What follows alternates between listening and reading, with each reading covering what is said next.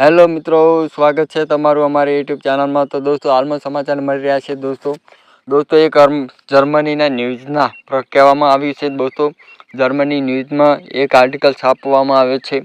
દોસ્તો આ આર્ટિકલમાં એક એવું લખવામાં આવેલું છે કે અમેરિકાના ડોનાલ્ડ ટ્રમ્પ દ્વારા દોસ્તો ભારતના વડાપ્રધાન નરેન્દ્ર મોદીને 4 વખત કોલ કરવામાં આવ્યો હતો, પણ દોસ્તો ભારતના વડાપ્રધાન નરેન્દ્ર મોદી એક પણ કોલ રિસીવ કર્યો નથી, એટલે કે ઉપાડ્યો નથી।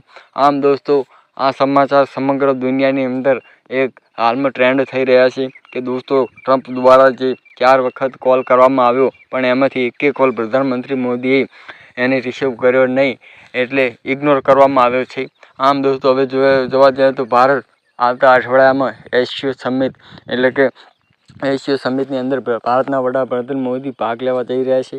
આમ દોસ્તો હવે ડોનાલ્ડ ટ્રમ્પને જે લાગી રહ્યું છે કે હવે અમેરિકા વિરુદ્ધ ભારત કોઈ પણ પગલાં લઈ શકે છે।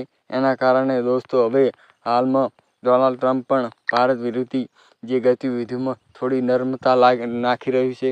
આમ દોસ્તો ટૂંક સમયની અંદર ભારત અને અમેરિકા વચ્ચે થોડો સંબંધમાં સુધારો જોવા મળશે, કારણ કે ભારત હવે ખુલ્લેઆમ વિરોધ કરવા ઉતર્યું છે।